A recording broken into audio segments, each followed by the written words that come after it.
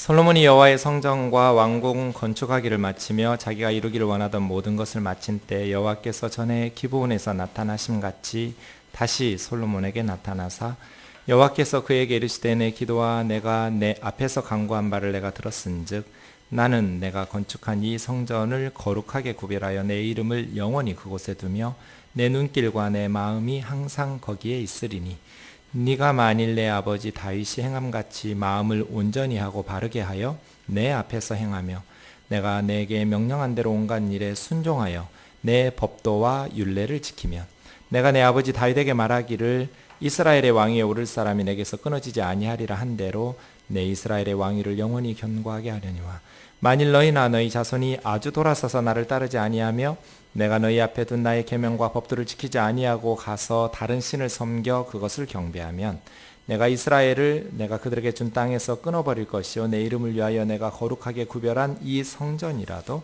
내 앞에서 던져버리리니 이스라엘은 모든 민족 가운데에서 속담거리와 이야기거리가 될 것이며 이 성전이 높을지라도 지나가는 자마다 놀라며 비웃어 이르되 여호와께서 무슨 까닭으로 이 땅과 이 성전에 이같이 행하셨는고 하면 대답하기를 그들이 그들의 조상들을 애굽 땅에서 인도하여 내신 그들의 하나님 여호와를 버리고 다른 신을 따라가서 그를 경배하여 섬김으로 여호와께서 이 모든 재앙을 그들에게 내리심이라 하리라 하셨더라.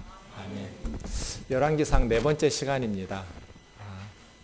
지난 한 주간 저는 한 아이의 출생 소식을 들었고 두 커플의 결혼식에 참석했고 한 형제님의 장례식을 인도했습니다. 한 아이는 태어났고 두 커플은 결혼했고 한 형제님은 하나님의 소천, 하나님의 부르심을 받고 이 땅에서의 삶을 마감하셨습니다. 한 주간 지내면서 저 자신에게 좀 진지하게 물어보았습니다. 삶의 의미에 대해서. 나는 지금 제대로 살고 있는가? 나는 무엇을 위해서 사는가? 내가 지금 이대로 살다가 예수님 앞에 서도 괜찮을까? 깊은 고민 속에 기도하게 됐습니다. 여러분은 어떠신지요? 잘 살고 계십니까?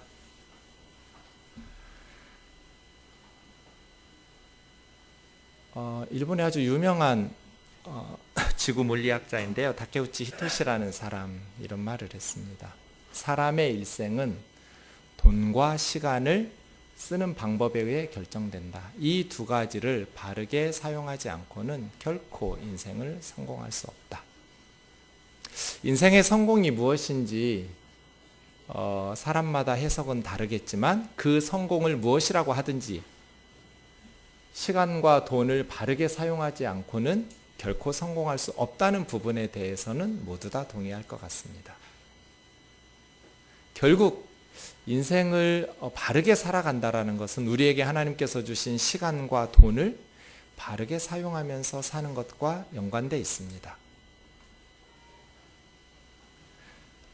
우리는 우리에게 주어진 시간과 돈이 무한히 많다는 것 그렇게 생각하는 사람은 아무도 없습니다. 우리도 언젠가 그 형제님처럼 하나님의 부르심을 받고 이 땅에서의 삶을 마감하는 순간이 있을 겁니다. 태어나서 살다가 결혼하고 또 때가 되면 이 땅에서의 삶을 마감하는 유한한 시간을 살지요. 우리에게 주어진 시간, 또 우리에게 주어진 물질을 어떻게 사용하면서 살아야 될까?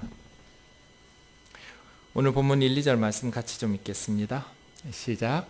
솔로몬이 여호와의 성전과 왕궁 건축하기를 마치며 자기가 이루기를 원하던 모든 것을 마친 때 여호와께서 전에 기브온에서 나타나심 같이 다시 솔로몬에게 나타나서.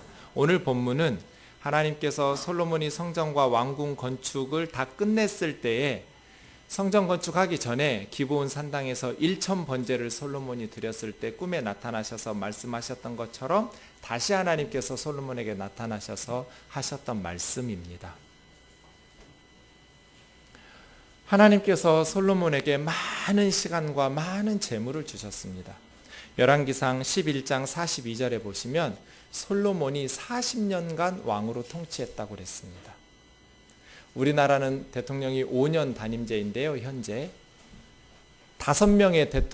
여덟 명의 대통령이 지나간 것과 같은 시간입니다. 40년. 지금 2017년이니까 40년 전이면 1977년입니다. 박정희 대통령이 다스리고 있던 때입니다. 40여 년이라는 긴 시간 동안 솔로몬은 이스라엘을 다스린 사람입니다. 그리고 솔로몬이 얼마만큼 하나님께서 많은 재물을 주셨냐면 10장 말씀 보시면 열왕기 상입니다. 23절부터 보십시오. 왕의 재산과 지혜가 세상의 그 어느 왕보다 컸습니다. 세상의 그 어느 왕보다 솔로몬의 재산이 더 많았습니다. 솔로몬의 지혜도 더 컸습니다. 그래서 온 세상 사람들이 하나님께서 솔로몬 마음에 주신 지혜를 듣고 싶고 또 솔로몬의 얼굴을 보고 싶어서 예물을 가지고 이스라엘로 찾아왔습니다. 솔로몬은 당시에 연예인이나 아이돌처럼 아주 좋은 히트 상품이죠. 관광. 많은 나라 사람들이 솔로몬의 지혜를 좀 듣고 싶어서 솔로몬은 생물학, 또 어류학, 천문학, 건축학, 철학, 인문학 모든 다방면에 있어서 지혜로운 사람이었습니다. 아주 탁월한 지혜를 가지고 있는 어느 한 분야만이 아니라 아주 많은 분야에 있어서 그것을 또 즐겁게 여러분 전속 가수를 처음으로 만든 사람이 솔로몬입니다. 전속 개그맨도 만들었습니다. 웃기는 사람들을 솔로몬이 만들었어요. 그러니까 외국에서 사절단들이 오면 그냥 딱딱한 지혜만 말한 게 아니에요. 그 지혜도 온갖 종류 방면에 다방면에 지혜들을 가르치고 자랑하면서 또 전문적으로 노래하는 사람들, 또 전문적으로 사람을 웃기는 사람들 그런 시기죠. 그러니까 소문이 파다하게 났겠죠. 예루살렘에 솔로몬이라는 왕이 있는데 정말 끝내준다고. 올 때마다 빈손으로 오나요? 예물을 들고 오죠. 은그릇, 금그릇, 의복, 갑옷, 향품, 말, 노새를 해마다 가지고 왔다고 그랬어요. 그러니 솔로몬이 부유할 수밖에 없죠. 은금을 가지고 오고 많은 선물과 예물을 가지고 올 뿐 아니라 매년 조공을 갖다 바쳐요. 주변 나라들이. 다 정복하고 제압하고 있었어요. 그러니 솔로몬 왕의 재산과 지혜가 세상의 그 어떤 왕보다 컸어요. 뭐라고 말해요? 은을 돌같이, 예루살렘에서는 은이 돌같이 흔했고 레바논의 백향목이 평지의 뽕나무같이 흔했다고. 엄청난 재물을 하나님께서 주셨어요. 솔로몬에게 하나님께서 40년간 나라를 다스릴 수 있는 시간과 그 어느 나라 왕보다 많은 재산을 부어주셨어요. 우리는 느헤미야가 솔로몬에 대해서 평가하는 느헤미야 13장 26절의 평가를 고개를 끄덕이면서 인정할 수 있어요. 그는 많은 나라 중에 비길 왕이 없을 만큼 하나님의 사랑을 입은 자라. 솔로몬은 어느 나라 왕과 비교할 수 없을 만큼 하나님의 사랑을 입었던 사람이에요. 그 솔로몬이 시간과 재물을 어디다가 썼을까요? 오늘 1절 말씀 다시 보시죠. 여호와의 성전과 왕궁 건축하기를 마치며 자기가 이루기를 원하던, 저 원했다라는 단어가 하페츠라는 히브리 말입니다. 하페츠. 구약 성경에 75번 쓰였는데요. 이 하페츠라는 말은 다른 본문에서는 대부분 한글 성경에서는 기뻐하다로 번역했습니다. 기뻐하다, 즐거워하다. 저 하페츠라는 말은 매우 강력한 억누를 수 없는 감정을 담아있는 말입니다. 너무너무 좋아서 멈출 수 없는, 그게 하페츠입니다. 보통은 그런 문맥에서 쓰인 단어입니다. 너무너무 탐나는 거예요. 너무 좋아서 도저히 멈출 수가 없는, 때로는 해서는 안 될 짓을 하기도 하고 마땅히 해야 될 것을 하페츠에서 하기도 하고, 예컨대 야곱의 딸 디나가 세겜성에서 강간을 당하죠. 세겜성의 추장 하몰의 아들 세켐이 야곱의 딸 디나를 보고 하페츠 했어요. 너무 기뻐하고 예쁘니까 해서는 안 될 몹쓸 짓을 디나에게 범한 거예요. 그럴 때 사용되는 단어가 하페츠예요. 억누를 수 없는 감정, 너무 좋아서. 솔로몬이 이루기를 하페츠한 게 뭐예요? 2개예요. 성전과 왕궁 건축하는 것. 성전, 왕궁 이렇게 한글로 번역했지만 원문에 보면 둘 다 집이에요. 여호와의 집과 왕의 집. 바이트 야훼, 바이트 멜렉 그렇게 되어 있어요. 집. 여호와의 집 성전을 짓는데 7년 6개월이 걸렸고요. 왕의 집 왕궁을 짓는데 13년이 걸렸어요. 도합 20년 동안. 성전 짓기 전에 준비하는 기간이 3년이었어요. 그러니까 준비 기간까지 하면 23년이에요. 솔로몬은 하나님께서 엄청난 시간과 엄청난 재물을 주셨어요. 그 무수히 많은 시간과 재물을 솔로몬은 반 이상을 2개의 집 짓는 데 사용했어요. 여호와의 집과 왕들의 집. 그것을 강력하게 합했지 원했어요. 멈출 수가 없었어요. 여러분의 핫패치는 무엇인가요? 하나님께서 나에게 허락하시면 내가 죽기 전에 반드시 이루고 싶은 꿈은 뭐예요? 간절히 기도하고 있는 기도 제목은 무엇인가요? 그 기도가 5년, 10년 뒤에 여러분의 삶이 될 겁니다. 우리의 미래는 현재의 갈망, 핫패치로 이루어집니다. 사람들이 무엇을 꿈꾸는가? 무엇을 기도하는가? 자신의 시간과 재물을 어디다가 쏟아붓는가? 그 결과가 우리의 미래가 되어서 찾아오게 될 겁니다. 솔로몬은 하나님의 집 그리고 자기 집 짓기를 간절히 원했습니다. 거기에 20여 년 이상의 시간을 쏟아부었지요. 우리는 어떤 삶의 목표를 가지고 살아가고 있는지 궁금합니다. 3절 읽겠습니다. 시작.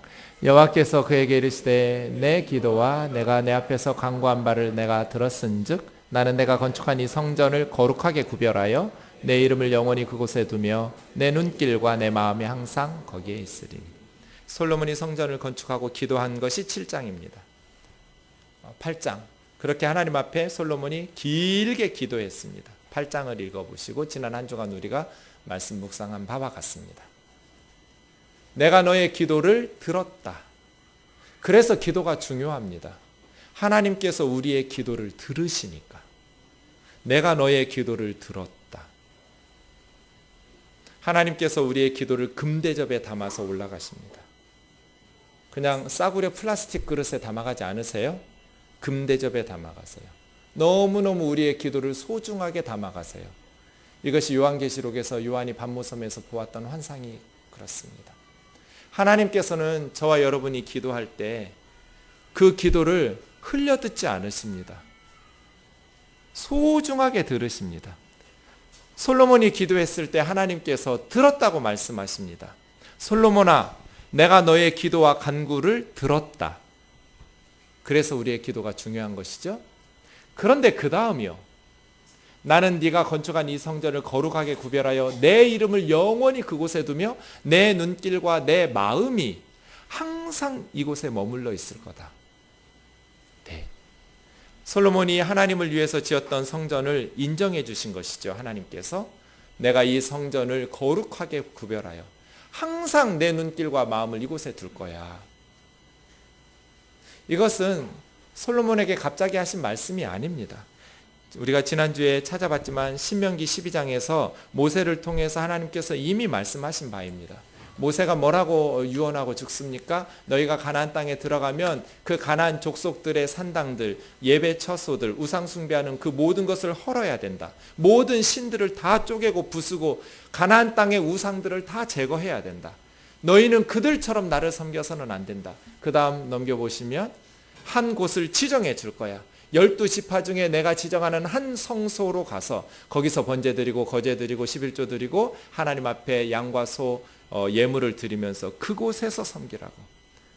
너희는 가나안 사람들처럼 아무 데서나 예배하지 말고 내가 내 이름을 위해서 지정한 곳으로 가서 거기서 예배하라고. 내 이름을 거기다 둘 거라고. 하나님께서 솔로몬 통해서 예루살렘 성전을 지으시고 내 이름이 이제 여기 있을 거라고. 모세에게 신명기에서 말씀하신 그 말씀을 다시 확인시켜 주시는 것입니다. 그런데 솔로몬 성전을 건축하고 솔로몬이 기도했을 때 하나님께서 복을 주시겠다고 하시지 않았습니다. 4, 5절을 보십시오. 같이 읽겠습니다. 시작. 내가 만일 내 아버지 다윗이 행함같이 마음을 온전히 하고 바르게 하여 내 앞에서 행하며 내가 내게 명령한 대로 온갖 일에 순종하여 내 법도와 율례를 지키면 내가 내 아버지 다윗에게 말하기를 이스라엘의 왕위를 오를 사람이 내게서 끊어지지 아니하리라 한 대로 내 이스라엘의 왕위를 영원히 경고하게 하려니.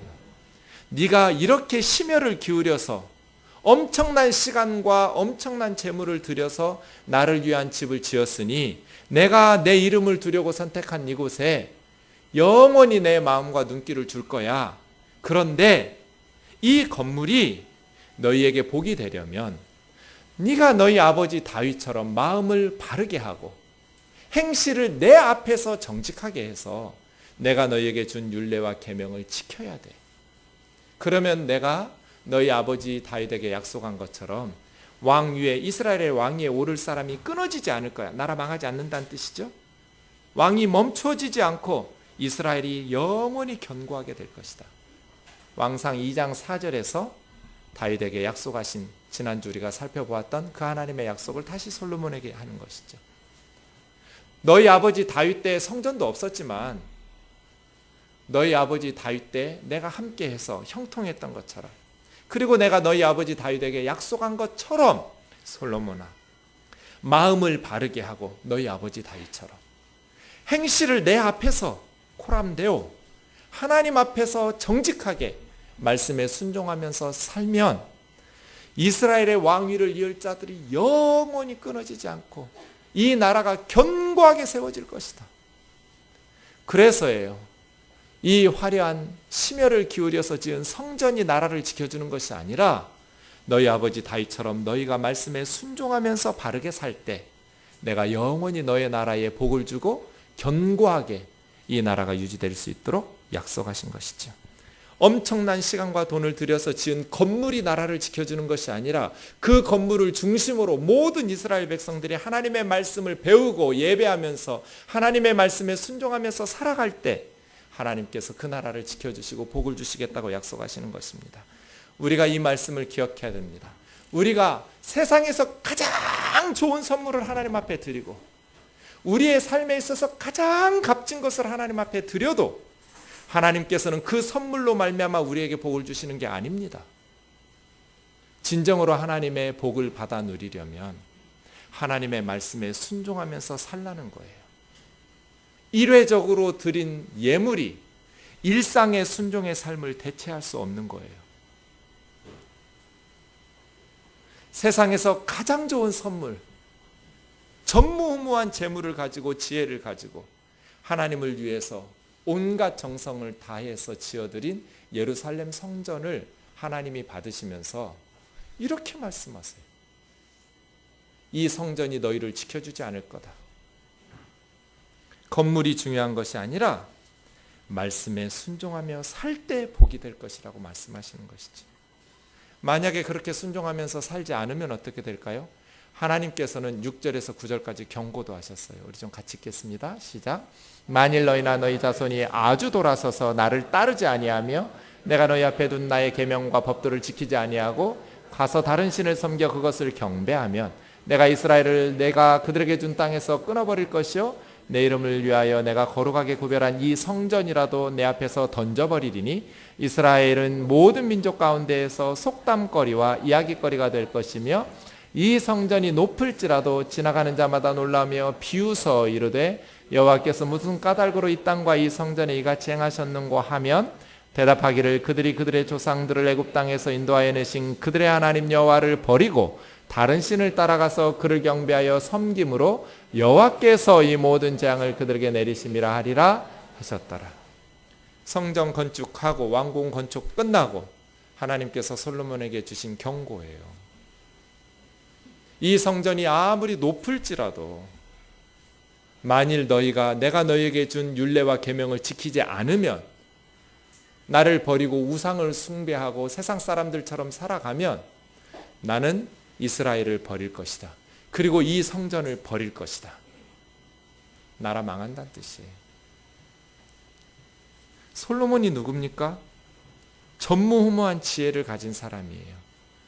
하나님께서 극진히 사랑하셨던 다윗의 아들이에요. 그런 솔로몬도 하나님께서 버리신대요. 하나님을 위해서 가장 아름다운 건물을 지었던 사람이에요. 솔로몬보다 더 멋진 성전을 건축할 사람이 없어요. 그런데 하나님께서 그러한 건물도 버리겠다고, 이 성전이 아무리 높을지라도 내가 던져버릴 거라고, 아무짝에 쓸모없는 쓰레기처럼 하나님의 말씀에 순종하지 않을 때 이 건물이 무슨 의미가 있냐는 거예요. 나라가 망한 후에 이방인들이 다 아는 거예요. 어떻게 이스라엘의 하나님 여호와가 저 사람들에게 그리고 그 성전에게 이렇게 행하셨느냐고 물으면 지나가는 사람들이 다 비웃으면서 말하기를, 그들이 그들의 조상들을 애굽에서 인도해내신 그 엄청난 하나님을 버리고 다른 나라 신들을 섬기다가 그들의 하나님 여호와가 그들을 심판하셔서 이렇게 이스라엘이 망했다고 하리라. 이방인들은 다 아는데 이스라엘 사람들은 모르고 망한 거잖아요. 하나님을 모르는 사람들은 다 알아요. 쟤들 저렇게 살면 안 될 텐데, 그 하나님이 진노하실 텐데. 이방인들은 다 알아요. 그런데 이스라엘 사람들, 예루살렘의 성전의 사람들은 몰라요. 왜 자기들이 망하는지도 망할 때까지 몰라요. 세상 사람들이 다 알아요. 그런데 교회 다니는 사람들만 몰라요. 세상 사람들이 다 손가락질해요. 쟤들 저러다가 큰일 날 텐데. 나는 하나님을 믿지는 않지만 만약에 쟤들이 말하는 하나님이 진짜 살아계신다면 쟤들 저렇게 살면 안 될 텐데, 저 교회 무너질 텐데, 한국 교회 망할 텐데. 세상 사람들은 다 알아요. 언론인들이 다 알아요. 목사들 저렇게 살면 안 될 텐데, 장로들 저러면 안 될 텐데. 그런데 자기들만 몰라요. 교회 다니는 사람들만 몰라요. 이방인들은 다 알아요. 그런데 하나님 섬긴다는 이스라엘 사람들만 몰라요. 그러다가 이스라엘이 망했어요. 바벨론 강가에서 울면서 쓴 성경이 열왕기상이에요. 사랑하는 형제 자매 여러분, 하나님께서 천무후무한 지혜와 재물과 또 많은 시간을 솔로몬에게 주셨어요. 그런데 솔로몬은 그 시간과 재물을 2개의 집 짓는 데 23년 썼어요. 그리고 나머지 17년은 죄 짓는 데 썼어요. 그래서 다음 주일 설교 제목이 솔로몬의 실패예요. 솔로몬의 실패. 그렇게 많은 지혜를 주시고 시간을 주시고 재물을 주셨는데 솔로몬이 이스라엘이라는 나라를 망쳐놨어요. 그래서 저는 이스라엘은 솔로몬 때문에 망한 것 같아요. 아버지 다윗이 깨끗이 우상을 정리해놨어요. 없었어요. 그런데 솔로몬이 온갖 주변 나라의 우상들을 다 끌어들였어요. 이스라엘로. 사랑하는 형제 자매 여러분, 우리의 시간과 재물을 어디다가 써야 될까요? 인생의 성공은 시간과 재물을, 돈을 어떻게 사용하느냐에 따라서 달려있다는데, 솔로몬은 하나님께서 주신 시간과 재물을 집 짓는 데 23년, 죄 짓는 데 17년. 사랑하는 형제 자매 여러분, 우리 어떻게 살아야 될까요? 하나님께서 이 뜨린돌이라는 이름으로 교회라는 곳으로 우리를 왜 불러 모아 놓으셨을까요? 주님 부르실 때까지 우리는 어떤 삶을 살다가 어떤 교회 사역과 어떤 사명을 감당하다가 주님 앞에 서야 될까요? 이사야의 경고를 좀 들어보십시오. 이사야 선지자는 이사야 1장 시작하자마자 하나님께서 이스라엘의 3가지를 거부하고 계신다는 말씀을 전했습니다. 이스라엘 백성들을 소돔과 고모라의 관원과 백성이라고 부릅니다. 소돔과 고모라가 어딥니까? 그들의 죄로 말미암아 하나님의 유황불의 심판을 받은 나라잖아요.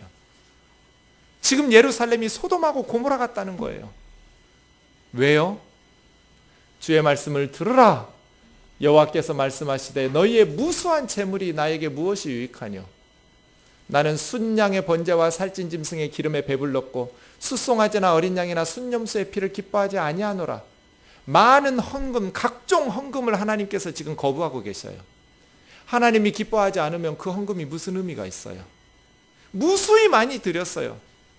왜 하나님께서 예루살렘을 소돔과 고모라라고 책망하시냐면 그들이 하나님 앞에 헌금을 안 했기 때문이 아니에요. 무수히 많은 헌금을 드렸어요. 각종 이름으로. 그런데도 하나님께서는 이스라엘과 예루살렘 사람들을 소돔과 고모라의 백성들이라고 불러요. 그리고 그것이 전혀 기쁘지 않다고, 너희들의 헌금 반갑지 않대요. 헌금을 거부하셨어요. 두 번째, 너희가 내 앞에 보이러 오니, 예배죠. 하나님 앞에 성전, 예루살렘 성전으로, 솔로몬이 지은 성전으로 나왔어요. 내가 너희한테 예배드리라는 것을 언제 요구했느냐고. 너희는 내 마당만 밟을 뿐이라고. 예배를 드린 게 아니에요. 그냥 마당 받고 가는 거예요. 그 다음 구절 보세요. 헛된 재물을 다시 가져오지 마라. 향을 태워서 분향하는 것 내가 가증히 여기는 바요. 월삭은 매월 1일이에요. 첫째 날 하나님 앞에 모여서 예배해요. 월삭과 안식일마다 드리는 예배와 큰 대회로 모이는 그러한 모든 것도 내가 가증히 여긴다. 거룩한 성회로 모여서 예배드리면서 아울러 악을 행하는 것을 내가 견디지 못하겠다. 내가 언제까지 참아줘야 되느냐. 이제는 더 이상 못 견디겠다. 거룩하게 예배드리고 동시에 악을 행하는 것 말이에요. 내 마음이 너희 월삭과 정한 절기를 싫어하나니 그것이 내게 무거운 짐이다. 내가 지기에 피곤하다. 너희가 손을 펼 때, 손 편닫는 건 기도한다는 거예요. 너희가 손을 펴고 기도할 때 내가 내 눈을 너희에게서 가리고 너희가 많이 기도할지라도 내가 듣지 아니하리니 이는 너희 손에 피가 가득하니라. 하나님께서 우리가 기도하실 때 우리의 기도를 귀 기울여 금대접에 담아서 들으시려고 그렇게 몸을 굽히시고 귀를 기울이시는 것이 아니라 우리가 기도할 때 눈을 딱 가려버려요. 안 봐. 저것들 꼴도 보기 싫어. 아, 또 기도한다. 이러시겠다는 거잖아요. 왜요? 많은 무수히 많은 재물 가지고 와서 예배 때마다 나와가지고 예배는 드리면서 손들어 기도하는 그 손에 피가 가득해요. 억울한 사람들의 피눈물이 한숨소리가 가득한 손을 들고 하나님 앞에 기도하는데 어떻게 하나님께서 그 기도를 들으시냔 말이에요.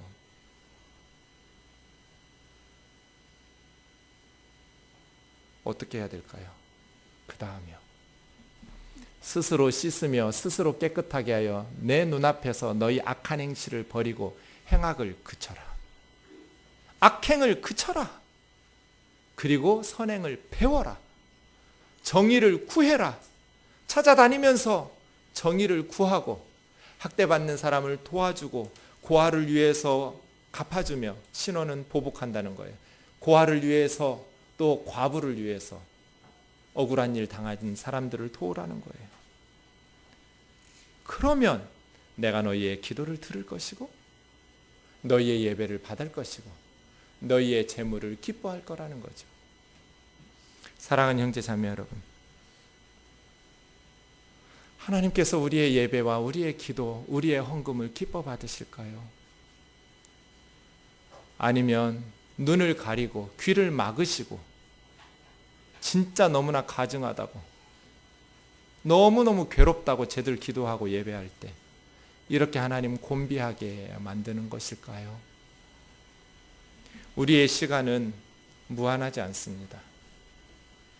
제가 몇 년 전에 피아노가 치고 싶어서 저희 집에 좋은 피아노 선생님이 계시거든요. 아내랑 둘이 피아노 앞에 앉았어요. 그래서 피아노를 배우는데 어렵더라고요. 그래서 제가 처음에 딱 피아노 치고 며칠 친 후에 포기했어요. 저의 목표는 찬송가를 치는 거였는데요. 내가 찬송가를 칠 수 있을 만큼 피아노를 배우려면 적어도 책 100권은 포기해야겠구나. 그 정도의 시간은 투자해야 피아노를 칠 수 있겠구나 생각해 봤어요. 내가 성경 공부와 설교를 위해서 책 100권을 읽는 게 나은가, 피아노를 치는 게 나은가. 내가 말씀을 더 연구하는 게 낫겠다. 그런데 만약에 저에게 시간이 무한하다면 저는 한 100년쯤 피아노 칠 거잖아요. 우리 연변에서는 한 100년은 피아노를 연습해야 들어줄만 하겠구나 이럴 거잖아요. 시간이 무한한데요 뭐. 그죠? 한 500년은 여행도 하고 싶고요. 시간이 무한하다면 여기에도 쓰고 저기에도 써요. 그런데 그런 사람은 하나도 없어요. 시간이 짧아요. 재물이 무한히 많다면, 뜨인들 교회가 돈이 무한하다면 예배당도 짓고 선교도 하고 구제도 하고 이것저것 하고 싶은 거 다 하면서 살 수 있어요. 그런데 그런 교회는 하나도 없어요. 유한해요. 얼마 없어요. 우리가 가진 시간과 돈이라는 자원이 얼마 없단 말이에요. 그러면 우선순위를 잘 설정해서 사용해야 돼요. 시간과 돈을 바르게 사용하지 않으면 성공할 수 없어요. 우리 뜨인들 공동체는 어디에다가 우리의 시간과 돈을 쏟아 부어야 될까요? 있어도 되고 없어도 되는 것에는 낭비예요. 그러나 꼭 써야 될 때 쓰는 것이 값진 인생이겠죠. 어느 교회는 수만 명이 돈 모아서 수천억짜리 예배당 짓고 하나님이 하셨습니다. 그래요. 그런데 어떤 할아버지는 방금 전에 나와서 선교지에서 복음 전하다가 하나님께서 죽는다고 그냥 해서 나와서 병원에 갔더니 죽는데요. 의사들이 포기해버렸어요. 그래서 청계산 기도원에서 기도하셨어요. 살려달라고. 오래 살고 싶어서 기도하신 게 아니에요. 이렇게 주님 앞에 가면 내 인생이 너무 부끄러울 것 같다고. 그런데 하나님께서 기적처럼 살려주셨어요. 그랬더니 또다시 선교지로 나가신 거잖아요. 그래서 그 더운고 가난한 나라에서 젊은이들 붙들고 예수님 전하고, 그리고 나와서 하나님이 하신 거라고. 양쪽 다 하나님이 하셨다고 말해요. 수만 명의 헌금 모아가지고 수천억짜리 예배당 짓고 하나님이 하셨습니다 하는 교회가 있는 반면, 어떤 할아버지는 나 이대로 주님 앞에 가면 너무 부끄러워서 안 된다고, 나는 선교지에서 내 생명을 바치고 순교하겠다고, 그러면서 나가서 70이 넘으셨는데도 젊은 애들에게 복음 전하고 계시는 거잖아요. 어떤 인생을 선택할 거냔 말이에요. 한 젊은 자매님이 저를 찾아왔어요. 목사님, 저에게 성경 좀 가르쳐 주세요. 저 선교사로 나가고 싶어요. 이 자매는 학교 선생님이었어요. 학교 선생님 되면 그냥 기간제 교사도 아니에요. 전교사예요. 얼마나 그 앞이 인생이 주의 일 하기도 좋고 경제적으로도 여유 있게 그렇게 오랫동안 공부 잘해서 선생님 됐는데, 어느 날 사이렌 소리 들었어요. 아, 육신의 생명을 건지기 위해서도 저렇게 다급하게 병원으로 달려가는데 나는 크리스찬으로서 영원히 죽어가는 사람들을 살려내기 위해서 어떻게 살았는가, 그런 양심의 가책이 들었어요. 한 학기 학생들을 가르친 이 선생님이 사표 내고 선교사로 나가겠다고 헌신했어요. 그래서 저한테 성경 배우고 또 선교 훈련 받고 지금 선교사로 헌신하고 있어요. 어떻게 살아야 될까요? 우리의 인생이 무한하다면, 시간과 재물이 무한하다면 이것도 해보고 저것도 해보고 이것도 하고 저것도 하겠지만 그런 인생은 아무도 없어요. 어떻게 살아야 될까요? 솔로몬처럼 어리석은 선택이 없기를 주의 이름으로 축원합니다. 솔로몬처럼 그 많은 시간과 재물을 집 짓는 데 써놓고 하나님이 하셨다고, 하나님께 영광 돌린다고. 그동안 사람들은 다 죽어가는데, 굶어서 죽어가고 복음을 듣지 못해서 지옥에 가고. 어떤 것이 진짜 하나님이 하신 일이냔 말이에요. 저와 여러분의 선택이 영혼을 살리는 값진 선택 되기를 주의 이름으로 축원합니다. 누가복음을 보십시오. 예수님의 설교를 듣고 한 여인이 소리를 쳤습니다. 너무너무 예수님의 설교가 감동적인 거예요. 그래서 한 여인이 큰 소리로 외쳤어요. 당신을 베었던 태와 당신을 먹인 젖이 복이 있습니다. 좀 투박하지만 예수님이 너무너무 감동적인 말씀을 전하니까, 당신을 베었던 어머니의 그 태, 당신을 젖물렸던 그 어머니의 젖이 복이 있다고, 당신 어머니 너무너무 복이 있다고. 그때 예수님 뭐라고 말씀하셔요? 오히려 하나님의 말씀을 듣고 지키는 자가 복이 있다. 하나님의 말씀 듣고 순종하면서 사는 사람이 예수님 어머니 된 것보다 더 복된 거예요. 예수님이 말씀하신 최고의 복이잖아요. 하나님의 말씀을 듣고 지키면서 살아가는 사람들. 하나님의 말씀을 듣고 지키면서 살아가면 어떻게 살게 될까요? 요한일서 3장 23절처럼 같이요. 시작. 그의 계명은 이것이니 곧 그 아들 예수 그리스도의 이름을 믿고 그가 우리에게 주신 계명대로 서로 사랑할 것이니. 제가 계속 반복하는 구절이죠. 인생은 두 가지 잘하면 된다고. 예수님 믿고 예수님의 계명처럼 서로 사랑하면서 살면 된다고. 하나님의 말씀을 듣고 순종하게 되면 이렇게 살 거예요. 우리의 믿음이 예수 그리스도 안에서 점점 커져갈 거예요. 예수 그리스도를 믿게 될 것이고 그 다음 예수님의 계명처럼 서로 사랑하면서 살게 될 거예요. 우리의 사랑이 점점 커질 거예요. 위대한 건물을 남기고 업적을 남기는 것이 아니라 사랑이 더 풍성해질 거예요. 우리가 하나님의 말씀을 듣고 순종하면 그래요. 생동교회와 통합하려는 것은 부자교회가 되고 싶은 게 아니에요. 올라가는 임대료로 훨씬 성도들의 헌금을 더 값진 선교와 구제에 쓰고 싶어서 통합하는 거예요.